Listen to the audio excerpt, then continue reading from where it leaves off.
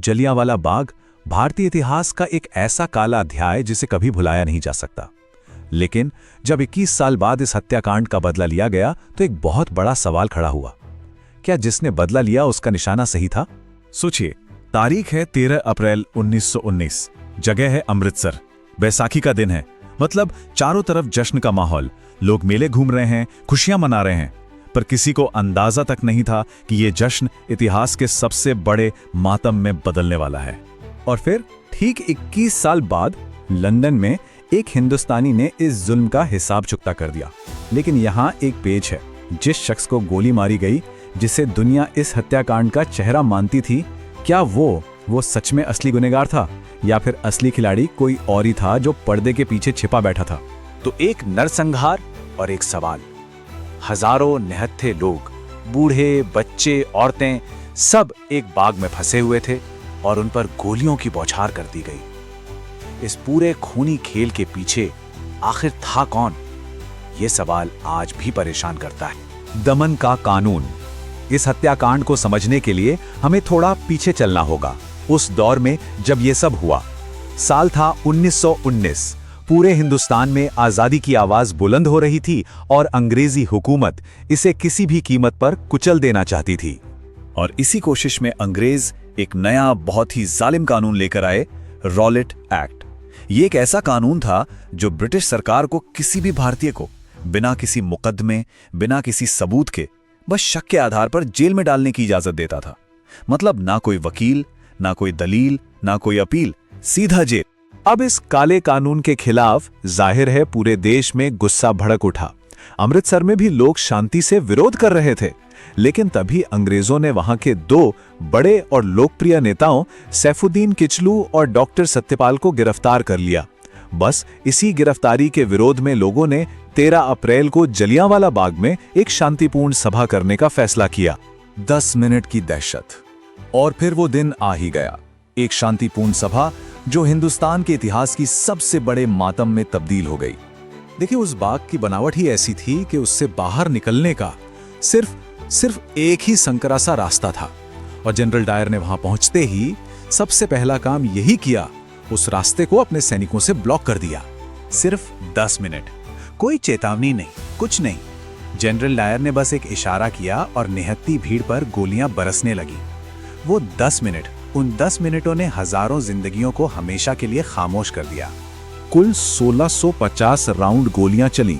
सोचिए, गोलियां तब तक चलती रहीं जब तक सैनिकों के पास वो खत्म नहीं हो गई। साफ था, डायर का मकसद सिर्फ भीड़ हटाना नहीं था, वो पूरे हिंदुस्तान के दिल में दहशत पैदा करना चाहता था। भगदड़ में अपनी जान बचाने के लिए सैकड़ों लोग बाग के अंदर बने एक कुएं में कूद गए। जब गोलियों की आवाज थमी तो उस एक कुएं से 120 लाशें बाहर निकाली गईं। वो कुआं अब शहीदी कुआं कहलाता है। अन्याय, एक कातिल को सम्मान। अब इस कत्लेआम के बाद जो हुआ वो शायद इस हत्याकांड से भी ज्यादा शर्मनाक था। अंग्रेजी इंसाफ ने जख्मों पर मरहम लगाने की जगह कातिल को शाबाशी दी। नाम के लिए एक जांच बिठाई गई, हंटर कमीशन। लेकिन यह सब एक दिखावा था। जब जनरल डायर से सवाल किया गया तो उसने बड़ी बेशर्मी से कहा कि हां, यह जरूरी था। और जानते हैं कमीशन का फैसला क्या था? जनरल डायर निर्दोष है। और यहीं पर कहानी में आता है असली ट्विस्ट, क्योंकि इस हत्याकांड के पीछे एक नहीं बल्कि 2 बड़े अंग्रेज अफसर थे। एक जनरल डायर, जिसने जमीन पर खड़े होकर गोली चलाने का हुक्म दिया, और दूसरा था पर्दे के पीछे का असली मास्टरमाइंड। तो चलिए इन दोनों को समझते हैं। पहला था जनरल डायर, जो मौके पर मौजूद था। इसे बुचर ऑन द ग्राउंड भी कहा जाता है। इसने ही गोली चलाने का ऑर्डर दिया था। इसकी मौत 1927 में एक बीमारी से हो गई। लेकिन दूसरा और असली गुनहगार था माइकल ओडवायर। ये उस वक्त पंजाब का गवर्नर था, मतलब सत्ता में बैठा असली मास्टरमाइंड, जिसने इस पूरे नरसंहार को मंजूरी दी थी। और यही वो शख्स था जो 21 साल बाद सरदार ऊधम सिंह की गोली का निशाना बना। 21 साल की प्रतिज्ञा। तो अब बात करते हैं उस नौजवान की जिसने ये सब अपनी आंखों से देखा था और उसी खून से सनी मिट्टी को हाथ में उठाकर बदला लेने की कसम खाई थी। नाम था ऊधम सिंह। वो भी उस दिन उस बाग में मौजूद थे और किसी तरह जिंदा बच गए।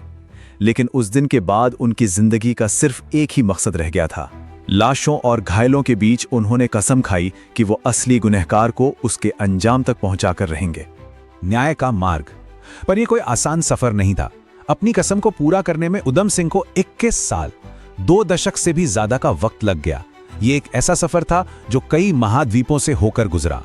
1919 में जलियांवाला बाग में ली गई प्रतिज्ञा के बाद उधम सिंह ने देश छोड़ दिया। वो अफ्रीका गए, फिर अमेरिका पहुंचे। सालों तक अलग अलग नाम और पहचान के साथ वो बस सही मौके का इंतजार करते रहे और आखिरकार 1930 के दशक में वो अपने लक्ष्य माइकल ओ'ड्वायर के शहर लंदन जा पहुंचे। न्याय, बदला नहीं। और फिर 21 साल के लंबे, बहुत लंबे इंतजार के बाद वो दिन आ ही गया। तारीख थी 13 मार्च 1940। जगह लंदन का कैक्सटन हॉल। एक मीटिंग खत्म हुई। जैसे ही माइकल ओ'ड्वायर अपनी जगह से उठा, उधम सिंह ने एक किताब में छिपाई अपनी रिवॉल्वर निकाली और एक के बाद एक गोलियां दाग दी। 21 साल पुराना हिसाब आज बराबर हो गया था। उधम सिंह ने वहां से भागने की जरा भी कोशिश नहीं की। उन्होंने सरेंडर कर दिया और जब अदालत में मुकदमा चला तो उन्होंने जो कहा वो शब्द इतिहास में अमर हो गए। उन्होंने कहा, यह बदला नहीं था, ये न्याय था। उसने मेरे हजारों निर्दोष देशवासियों को मारा था, मैंने सिर्फ एक को मारा। 31 जुलाई 1940 को सरदार उधम सिंह को फांसी पर चढ़ा दिया गया, लेकिन उनकी ये शहादत भारत के स्वतंत्रता संग्राम का एक अमर अध्याय बन गई। ये आज़ादी हमें किसी ने तोहफे में नहीं दी, इसे उधम सिंह जैसे हजारों शहीदों के खून से खरीदा गया है। तो आज सवाल बस इतना है कि हम